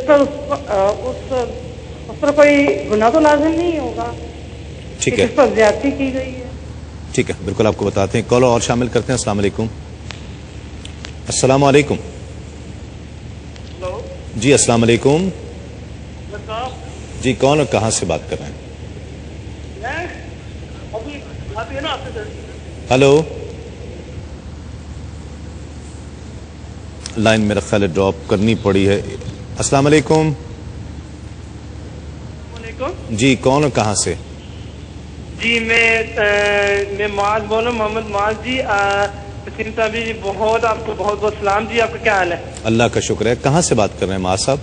جی میں نیو یارک سے بات کر رہا ہوں. میری آئی تھنک 1-2 دن پہلے بھی کال ملی تھی. جی جی. اور میں سارے مفتیوں کو بھی میرے سے بہت زیادہ سلام. جی ناپ کو جی بہت زیادہ سلام. وعلیکم السلام. اور جی میرے بس 2 سوال ہیں. ایک سوال ہے, میں نے ماشاء اللہ میرے بھائی نے بھی ایک نفلی اعتکاف کیا تھا 21ویں کو اور 23ویں کو. تو وہ ہم نے مغرب سے بس تھوڑی دیر پہلے, کیونکہ مغرب سے پہلے ہم نے نیت کر لی تھی مسجد میں جانے میں, اور فجر کی نماز کے بعد ہم پڑھ کے نہ آ گئے. تو اس کا ثواب اس رات کی ملے گا یا پورا دن کا ملے گا؟ یہ ایک. اور دوسرا سوال ہے, میں نے سنا ہے کہ یہ ایک ہوا آئے گی, یہ قیامت کی نشانی, ایک ہوا بہت تیز ہوا آئے گی, اور سرخ آندھی جسے ہوا سے سارے مسلمان جس طرح وہ سارے مسلمان جس طرح مر جائیں گے. تو یہ میں نے سنا کیونکہ وہ جی بالکل. معاذ صاحب آپ کا سوال سمجھ گیا. السلام علیکم. السلام علیکم. وعلیکم السلام. جی کون اور کہاں سے بات کر رہے ہیں؟ تسلیم بھائی ہم سعودی عرب سے بات کر رہے ہیں. محمد رفیق. کیسے آپ ٹھیک ہیں؟ جی اللہ کا شکر ہے. آپ ٹھیک ہیں؟ الحمدللہ. آپ لوگ کی دعا کر رہے ہیں. جی گھر انڈیا میں ہے, بس آپ کی پڑوسی ہے. جی جی. اچھا تو ہمارا تھوڑا مسئلہ ہے, سر مہربانی تو سن لینا. جی جی. بہت دن سے پریشانی اس بات کے لیے. جی جی. ہمارے 2 بچے ہیں, بیوی ہے, صحیح ہے جی. اور ہم اس میں ایک دم یہ سمجھیے جو شوہر کی خدمت کرنا چاہیے وہ بیوی پر جو شوہر نہیں. میں چھٹی آنا چاہتا ہوں, ہر خود اچھا دیکھا والا, پھر بیوی ادھر نہیں رہنا چاہتی. صحیح گھر پہ رہنا چاہیے. آپ کی آواز میں بہت معذرت چاہتا ہوں عائشہ صاحب, آپ کی آواز کلیئر نہیں ہے, بہت واضح نہیں ہے. اچھا تھوڑا تو بتا دیجیے. ایک کام کیجیے, گزارش ہے کنٹرول روم میں اپنا سوال نوٹ کرا دیجیے, وہ ہمیں مل جائے گا. تو جی جی میں آپ کو پھر اس کا جواب دیتا ہوں. جی مفتی صاحب. یہ کل کے کچھ کویشچن سے پہلے وہ لے لیتے ہیں. ایک بھائی نے فرمایا کہ حالت روزہ میں کلی کرتے ہوئے غلطی سے حلق سے نیچے پانی چلا گیا تو کیا حکم شرع ہوگا؟ دیکھیں اس سے روزہ ٹوٹ جائے گا, اور اس کو خطاً روزہ ٹوٹنا کہتے ہیں. اس میں غفلت پر توبہ تو کرنی ہوتی ہے کہ کیوں غافل رہے, لیکن حقیقتاً انسان گناہ گار نہیں ہوتا. روزہ ٹوٹ جاتا ہے, بعد میں اس کی قضا رکھنی ہوگی, اس پہ کفارہ نہیں ہوتا. اسلام میں تالی کی شرعی حیثیت پوچھی گئی ہے. علماء کرام نے اس کو لہو اور لعب قرار دیا ہے کہ یہ فضول چیز ہے, اس کو اختیار نہ کیا جائے. اور قرآن عظیم میں یہ موجود بھی ہے کہ کفار جو تھے وہ کعبۃ اللہ کا طواف برہنہ حالت میں اور تالی بجاتے ہوئے کرتے تھے. اس لیے فی نفسی یہ کوئی مناسب چیز نہیں ہے, لیکن اگر کسی اچھے مقصد کے لیے اس کو بجایا جائے تو منع بھی نہیں ہے. جیسے بچوں کو انعامات وغیرہ ملتے ہیں تو حوصلہ افزائی کے لیے تالی بجا دی جائے, تو اب اس کے پیچھے ایک خاص مقصد آ گیا ہے. اب یہ لہو و لعب کے لیے نہیں ہے بلکہ حوصلہ افزائی کی غرض سے ہے, تو بالکل اس کے جواز کا حکم دیا جائے گا. ایک پوچھا تھا کہ یہ آج کل آلات جدید ایجاد ہو چکے ہیں, تو ان کے ذریعے پھر چاند کے بارے میں کیوں معلومات حاصل نہیں کر لی جاتی؟ چاند کو خاص طور پہ دیکھنا ہی شرط قرار دیتے ہیں رمضان کے لیے, عید کے لیے. اصل میں نبی کریم صلی اللہ علیہ وسلم کا صریح حکم موجود ہے. آپ نے ارشاد فرمایا کہ رمضان کے لیے چاند دیکھو اور افطار کے لیے چاند دیکھو. اس کے ذریعے آپ رمضان کے روزے بھی رکھیں اور عید الفطر کا تعین بھی کریں. تو چونکہ نبی کریم صلی اللہ علیہ وسلم کا صریح فرمان آ گیا, تو اب ہم آلات جدید سے تقویت تو حاصل کر سکتے ہیں, لیکن اس کو صریح طور پر ان نبی کریم صلی اللہ علیہ وسلم کی تعلیم کے خلاف قائم نہیں کر سکتے, ورنہ تعلیم بالکل اٹھ جائے گی. ٹھیک. ایک ہی کہا تھا کہ داڑھی کب رکھنی چاہیے اور نہ رکھنے سے کیا ہوگا. داڑھی جیسی انسان بالغ ہو جاتا ہے تو وہ شرعی احکام کا مکلف ہو جاتا ہے, اور عموماً جو رواں ہے بچوں کا وہ 12-13 سال کی عمر میں آنا شروع ہو جاتا ہے, تو اسی وقت سے ان کو ترغیب دینی چاہیے. اور یہ رکھنا نہ رکھنا یہ مناسب نہیں ہے, رکھنا درجہ وجوب میں ہے. لیکن انہوں نے کہا کہ بعض اوقات جب کسی نعت خوان کو ذرا دیر ہوتی ہے, ابھی نعت پڑھنے کا موقع نہیں ہوتا, تو اپنے ٹانگوں کے اوپر نعت کی کتاب رکھ لیتے ہیں. کیا یہ صحیح ہے؟ تو یہ مناسب نہیں ہے. ذرا ہاتھ میں رکھیں یا کوئی قریب ایسا ڈیسک وغیرہ رکھ لیا جائے, اس کے اوپر رکھا جائے. ایک یہ کہا کہ خواتین کی محفل نعت ہوتی ہے, تو اس میں بعض اوقات نعت سنتے ہوئے عورتیں کو وجد آ جاتا ہے, بال کھل جاتی ہیں, انہیں پتہ نہیں چلتا ہم کیا کر رہے ہیں اور کیا ہو رہا ہے. تو کیا یہ صحیح ہے؟ دیکھیں یہ وجد کی کیفیت کا طاری ہونا 2 طریقے سے ہوتا ہے. ایک بتکلف کیفیت کو طاری کرنا، یہ خود بخود طاری ہو جانا، جو خود بخود طاری ہوئی ہے یہ تو اکابرین سے ثابت ہے، اور اس میں انسان مکلف نہیں ہوتا، نہ یہ قابل گرفت چیز ہے۔ اور ایک ہے بتکلف اختیار کرنا۔ اب اس میں پھر جہتیں ہیں، کیا اکابرین کی مشابہت اختیار کرنے کے قصد و ارادے سے ایسا کیا گیا ہے تو اس کو کہا گیا کہ جائز ہے، اور اگر ایسا ہے کہ لوگوں میں تعریف کروانا مقصود ہے کہ لوگ کہیں واہ یہ کیا حالت طاری ہوئی ہے، تو پھر یہ درجہ حرام میں ہوگا۔ ٹھیک ہے۔ ایک انہوں نے کہا کہ عورت کا مائک پر نماز پڑھنا کیسا ہے؟ حتی الامکان احتیاط کرنی چاہیے، کیونکہ فقہا نے عورت کی آواز کو عورت ہی قرار دیا ہے۔ ہاں جہاں ضروریات شرعیہ ہو وہاں عورت کی آواز باہر آ سکتی ہے، اس میں حرج بھی نہیں ہے۔ اور ایک ہی نعتوں میں آیات کہتے ہیں بعض اوقات ہوتی ہیں اور اس کے ساتھ میوزک بج رہا ہوتا ہے، تو کیا یہ صحیح ہے؟ یہ قطعاً غیر مناسب ہے کہ آیات قرآنی کے ساتھ میوزک ہو، یہ تو بالکل، میوزک تو ویسے ہی مطلب ہم نے کل کلام کافی اس پہ کیا ہے، لیکن آیات قرآنیہ کے ساتھ ہو یہ اور زیادہ قطعاً مایوس۔ صحیح، کلام شامل کرتے ہیں۔ ہمارے ساتھ تشریف فرما ہے صغیر نقشبندی جو یہ سعادت حاصل کر رہے ہیں۔ بسم اللہ۔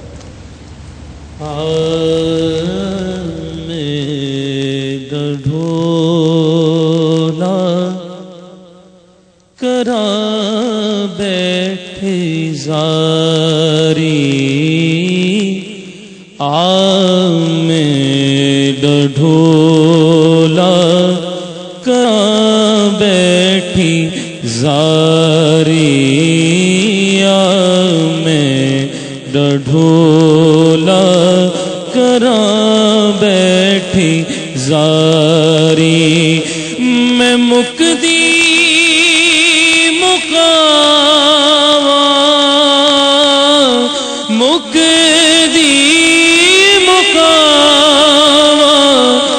جتے او میں ہاری میں ڈھولا کرا بیٹھی زاری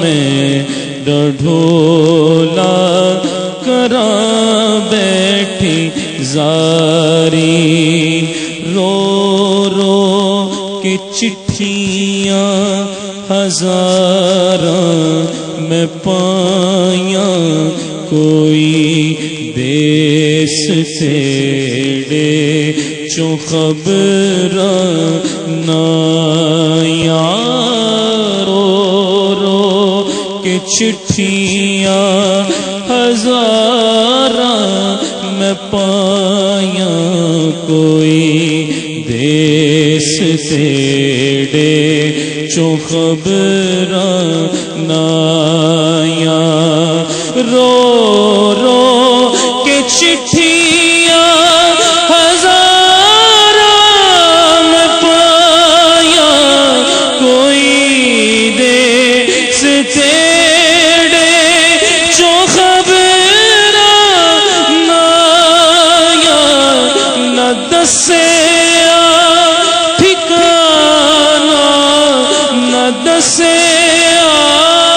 ٹھکانا کوئی جان دیواری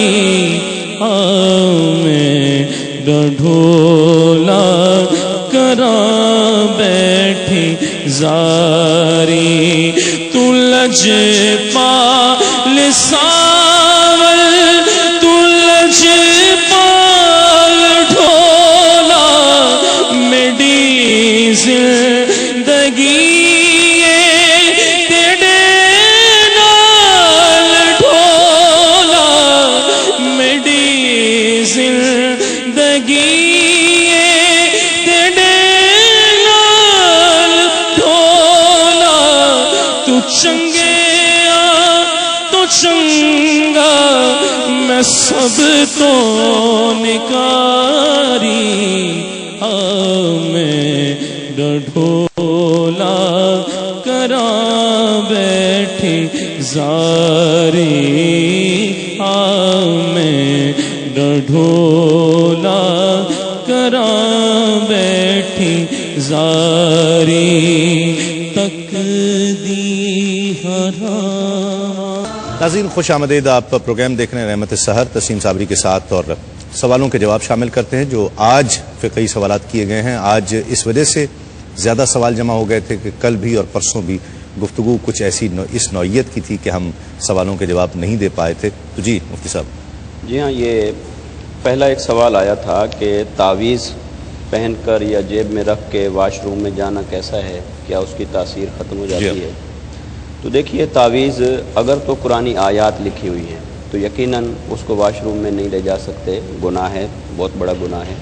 اور اگر علم العادات کی صورت میں وہ لکھا ہوا ہے تو ایسے میں بھی اس کی برکت اور تعظیم کا تقاضا یہ ہے کہ اس کو اتار دیا جائے اور پھر واش روم میں جایا جائے. جہاں تک اس کی تاثیر کے ختم ہونے یا رہنے کا سوال ہے تو جتنا ادب کریں گے یقیناً اسی قدر اس کی تاثیر بھی حاصل ہوگی. ٹھیک ہے. دوسرا ایک سوال تھا کہ دینی کتب کے اندر دیکھتے ہیں لکھا ہوتا ہے کہ لیلۃ القدر میں یہ نوافل پڑھیں، فلاں رات میں یہ نوافل پڑھیں. تو دیکھیے، اس کی تخصیص جو ہے وہ حضور علیہ الصلوۃ والسلام کی طرف سے تو ایسی نہیں ہے، لیکن جہاں ترغیب کا پہلو ملتا ہے یا استحباب کا پہلو ملتا ہے، ہمارے علماء نے، مشائخ نے، خاص طور پر جو مشائخ طریقت ہیں، انہوں نے اپنے اپنے بزرگوں کے حوالے سے، سلاسل کے مشائخ کے حوالے سے جو لکھا ہے، جو کچھ اس پر عمل کریں گے باعث اجر و ثواب ہے، مگر اس سے ہٹ کر بھی پڑھ سکتے ہیں، اس میں کوئی حرج نہیں ہے. ٹھیک ہے. پھر ایک بھائی نے پوچھا تھا کہ ایک بلڈنگ ہے ان کی اور ایک بڑے بھائی نے اس پر قبضہ کر لیا ہے جبکہ تمام بھائیوں کا اس کے اندر حصہ ہے. تو دیکھیے، یقیناً یہ بات ہر کوئی جانتا ہے کہ جب تمام حصے دار ہیں تو کسی کا حق مارنا، حق تلفی کرنا بہت بڑا گناہ ہے، اور قبر میں بھی اس کا عذاب ہے اور اللہ کے حضور اس کا بہت بڑا حساب و کتاب سے گزرنا پڑے گا، اور اس وقت تک اس کی معافی نہیں ہوگی جب تک حقدار کو حق نہ دے دیا جائے. تو ہم یہی مشورہ دیں گے کہ یہ بات ایک تو فقہی اعتبار سے کہ ان کے لیے جائز نہیں ہے، مگر ہم یہی مشورہ دیں گے کہ انہیں چاہیے کہ اس بلڈنگ یا عمارت یا مال و اسباب کی خاطر خدا را اللہ اور اس کے رسول صلی اللہ علیہ وسلم کی تعلیمات کو پس پشت نہ ڈالیں. جی شاہ صاحب. بسم اللہ الرحمن الرحیم. جس چند سوالات اس حوالے سے بھی تھے کہ علامات قیامت میں سے ہے یہ کہ وقت تیزی کے ساتھ گزرے گا، تو یقیناً مفتی صاحب نے گفتگو فرمائی، قبلہ سیدی صاحب مفتی صاحب نے بھی فرمائی ہے کہ یہ یقیناً بے برکتگی جو ہوگی، جو ہو جائے گی، اور تسلسل کے ساتھ جو وقت کے اندر جو برکت تھی وہ ختم ہو جائے گی. تو یہ یقیناً علامات قیامت میں سے احادیث صحیحہ کے اندر اس کا متواتر ذکر آیا ہے. ٹھیک ہے.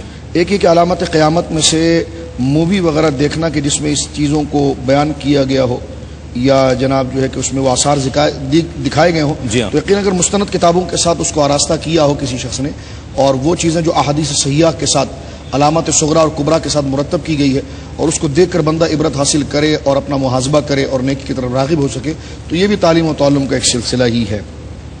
یہ ذکر کیا ہے کہ آداب و تسلیمات کہنا کس طرح ہے، تو یقیناً مسنون جو ہے وہ السلام علیکم ورحمۃ اللہ علیہ کہنا ہے، تو اسی پر جو ہے زیادہ توجہ رکھنی چاہیے. اور بطور یعنی تحیت کے جملے کے لیے اگر تسلیمات کہہ بھی دیا جائے تو اس میں کوئی شرعاً حرج نہیں، لیکن باقاعدہ جس کو رائج کیا گیا ہے ملاقات کے حوالے، تو تسلیمات کو مقدم نہ رکھا جائے بلکہ السلام علیکم ورحمۃ اللہ کو مقدم رکھنے کے بعد، میں ویسے ہر کالر کو السلام علیکم کہتا ہوں، اس کے بعد تسلیمات کہہ دیا جاتا ہے، آخر میں تسلیمات کہہ دیتا ہوں. جی بالکل. اور ایک بہن نے یہ سوال کیا تھا کہ اگر کوئی زیادتی کرے اور اس سے دل آزاری ہو جائے تو اس کے بعد دل اگر معافی کا نہ چاہے تو پھر کیا کریں؟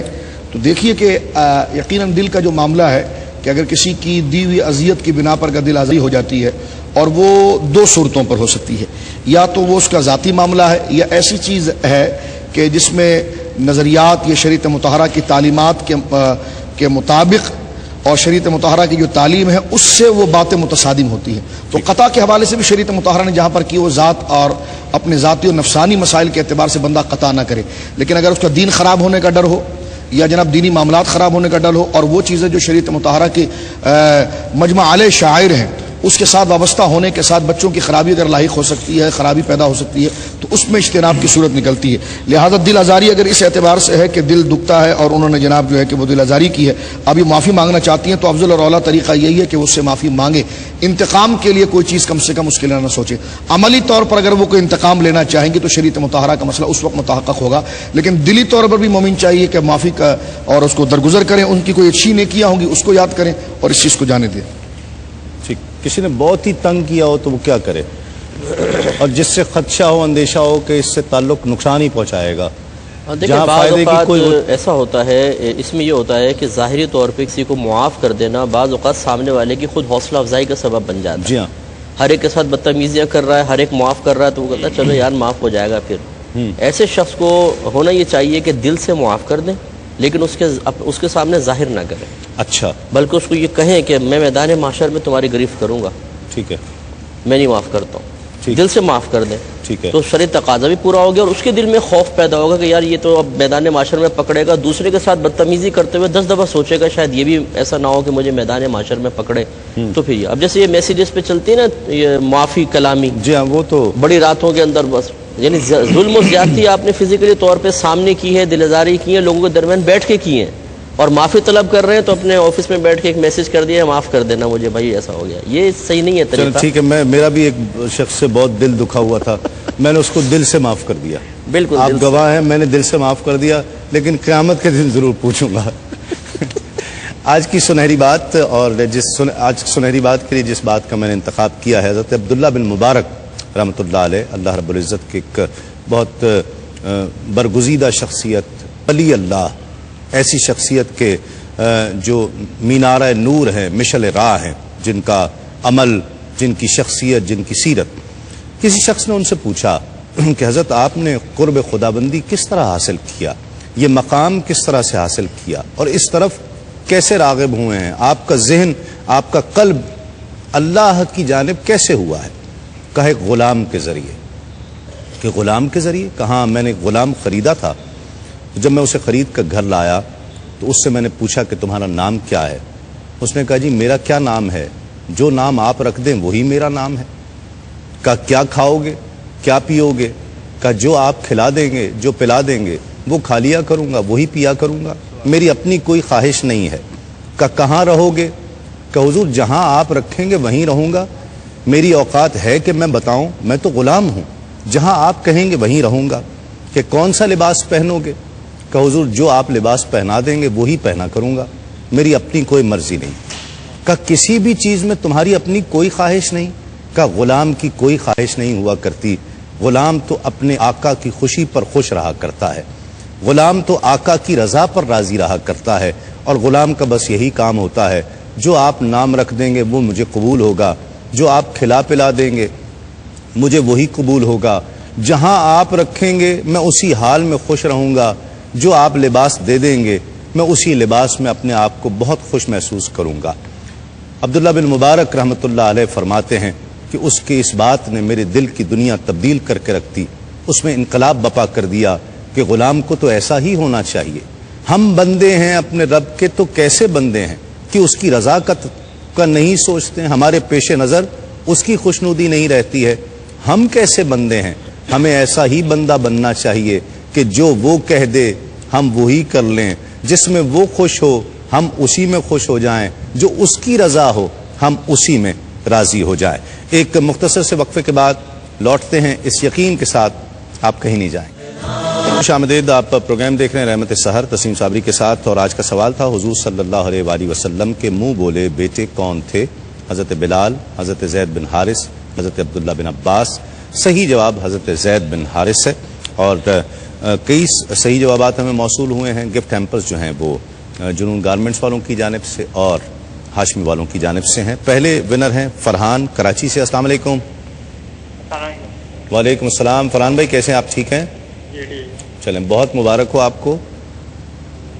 ہلو. جی شکریہ. چلیں کوئی خوشی نہیں ہوئی آپ کو لگتا ہے؟ ہیں ہوئی ابھی اٹھاؤں گا. یا روزہ لگنا شروع ہو گیا ہے؟ ابھی تو شروع نہیں ہوا بھائی. ٹھیک ہے چلیں بہت مبارک ہو فرحان آپ کو. اور دوسری ونر ہیں سکھر سے ساریہ. السلام علیکم. جی کیسی ہیں آپ؟ ٹھیک ہیں؟ میں ٹھیک ہوں. آپ ٹھیک ہیں؟ آپ اللہ کا شکر ہے. بہت مبارک ہو. ساریہ نام میں نے صحیح کہا ہے؟ جی. کیا مطلب ہے اس کا؟ یہ فرشتے کا نام تھا. ساریہ وہ ساریہ ہے جہاں تک مجھے پتا ہے. یہ ساریہ جو ہے یہ تو سیر کرنے والی ہوئی نا، ہے نا؟ چلیں آپ کو بہت بہت مبارک ہو. بہت مبارک ہو. کلام شامل کر، بلکہ اس سے پہلے ایک سوال تھا وہ رہ گیا تھا، وہ شامل کر لیں. یہ کہا تھا کہ یہ آسمان اور زمین 6 دن میں بنائے گئے ہیں، تو اس میں کیا حکمت تھی؟ دیکھیں شاید اس پہ یہ اعتراض ذہن میں آیا ہوگا کہ اللہ تبارک و تعالیٰ تو جب کسی چیز کا ارادہ فرماتا ہے تو جیسی ارادہ فرماتا ہے فوراً وہ شے معرض وجود میں آ جاتی ہے. تو زمین و آسمان کو 6 دن میں بنانے میں کیوں اتنا وقت لگ گیا؟ تو یہ اصل میں وقت لگا نہیں ہے، بلکہ جیسا اللہ تعالیٰ ارادہ فرماتا ہے ویسے ہی چیز معرض وجود میں آتی ہے.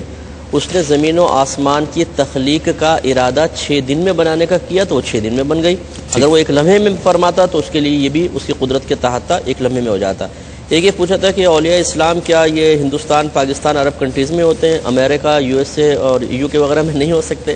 تو بالکل ہوتے ہیں، اولیاء اعظام ہر طرف ہوتے ہیں، لیکن ہماری پہچان میں نہیں آ سکتے، وہ ایک الگ بات ہے.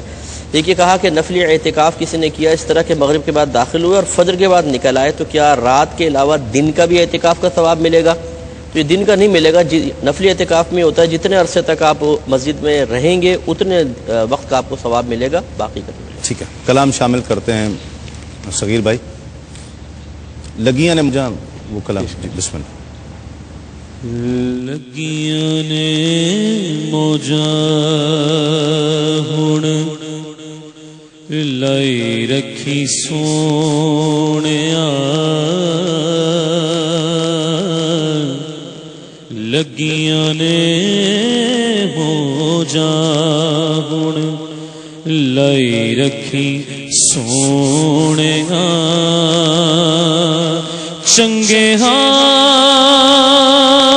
کے مندے ہاں،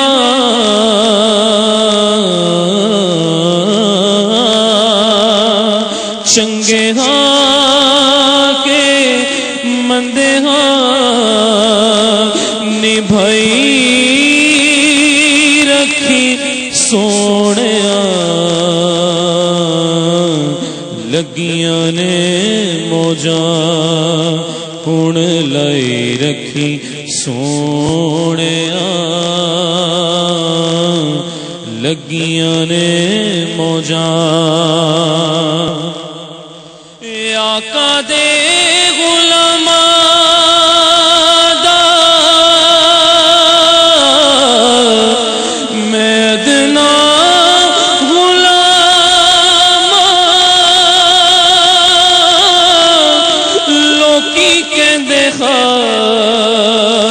میں تیرے آما تو بھی آما، آقا دے غلام دا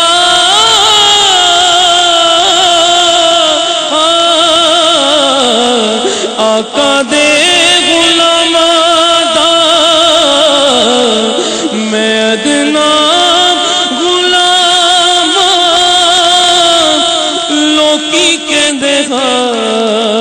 میں تے آما تو بھی آما،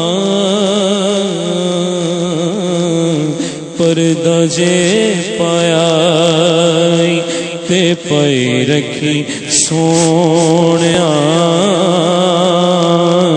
پردہ جے پایا تے پائی رکھی سونیا، چنگے ہاں کے مندے ہاں، نبھائی رکھی سونیا، لگیاں نے موجاں. نہ تیرا لے کے آقا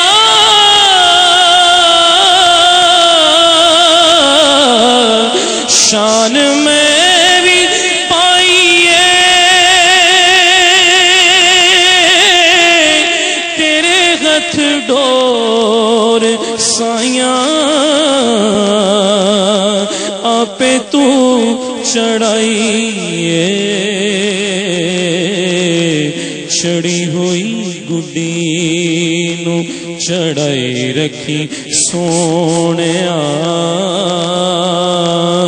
بنی ہوئی بات نو بنائی رکھی سونیا، چنگے ہاں کے مندے ہاں، نبھائی رکھی سونیا، لگیاں نے موجاں. کسے نو میں اپنا اے دکھڑا سنایا نہیں، سے مینوں سینے نال لایا نہیں، سینے نال لایا تے لائی رکھی سونیا، سینے نال لایا تے لائی رکھی سونیا، چنگے ہاں کے مندے ہاں نبھائی رکھی سونیا، لگیاں نے موجاں حشر دے گاڑے جد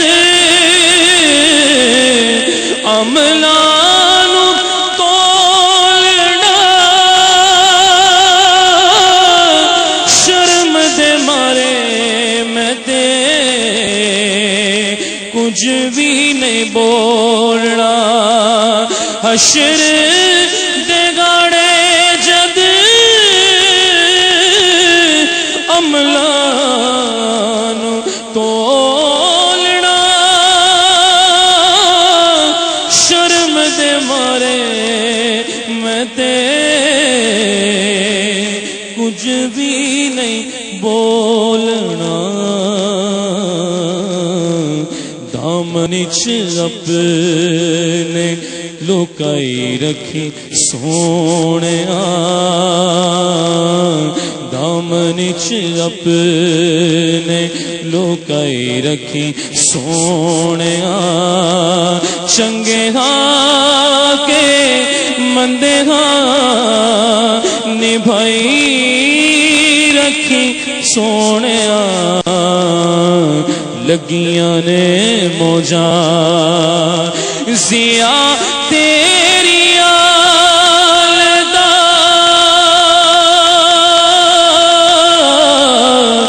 بڑیا غلام ایدے نالوں بد اور لینا کی انعام ہے، زیا تیری آلدا بڑیا غلام ایدے نالوں ود اور لینا کی انعام بڑیا غلام تے بنائی رکھی سونیا، بس بنیا غلام تے بنائی رکھی سونیا، چنگے ہاں کے مندے ہاں نبھائی رکھی سونیا، لگیاں نے موجاں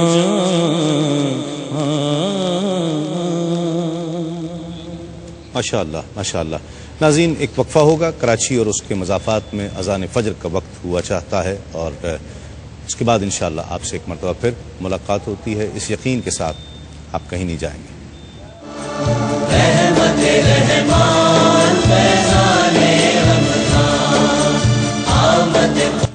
ناظرین خوش آمدید، آپ پروگرام دیکھ رہے ہیں رحمت سحر تسیم صابری کے ساتھ۔ آج ہم نے گفتگو کی کوشش کی، گفتگو کرنے کی جو وقت تھا جتنا بھی، آثار قیامت، علامات قیامت کے حوالے سے، اور یہ اتنا وسیع موضوع ہے، اتنا وسیع ٹاپک ہے کہ جس پر کئی مہینوں سال تک گفتگو کی جا سکتی ہے، اور ایک ایک علامت پر بہت طویل گفتگو کی جا سکتی ہے، طویل بحث۔ مقصد صرف یہی تھا کہ قرآن و حدیث کی روشنی میں آگہی آپ تک پہنچائی جائے، اور ہم ان آخری ایام میں جو اب گزرتے ہوئے ایام ہیں، جس طرح ذکر کیا گیا کہ علامات میں سے ایک ہوگا کہ وقت میں سے برکت ختم ہو جائے گی، تو ایسا ہی محسوس ہو رہا ہے کہ رمضان کا مہینہ جیسے ابھی کل ہی شروع ہوا تھا، اور آج آخری عشرہ بھی تقریباً درمیان میں پہنچ گیا ہے، تو وقت میں سے برکت بھی ختم ہو گئی ہے۔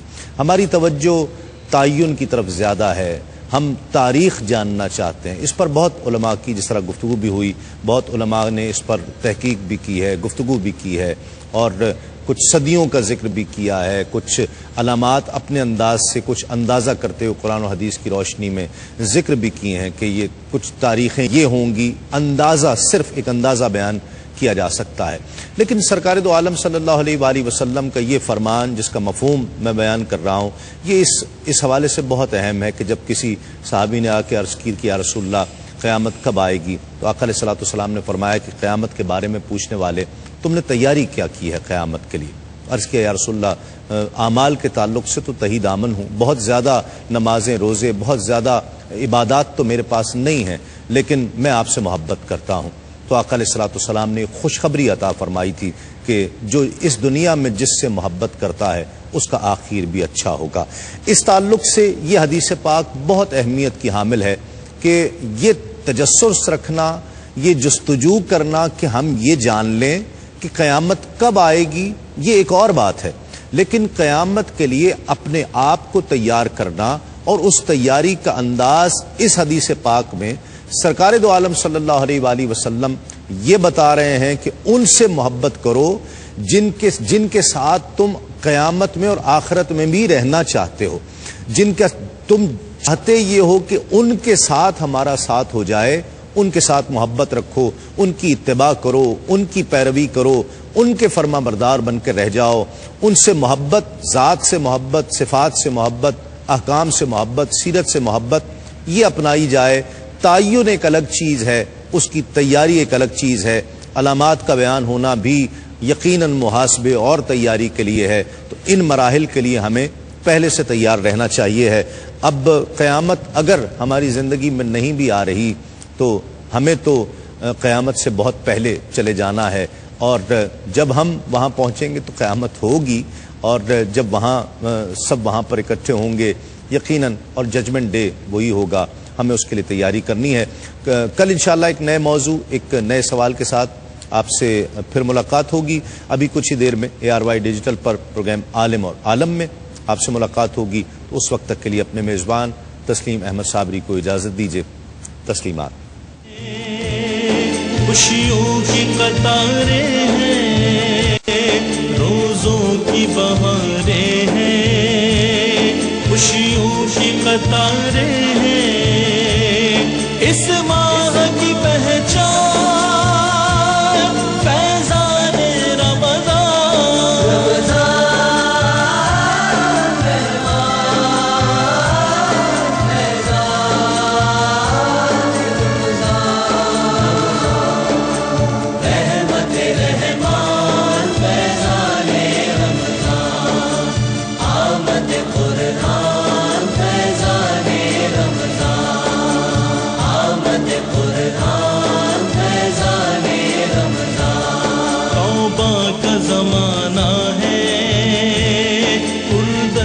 فسانہ ہے, توبہ کا زمانہ ہے, پر درد فسانہ ہے.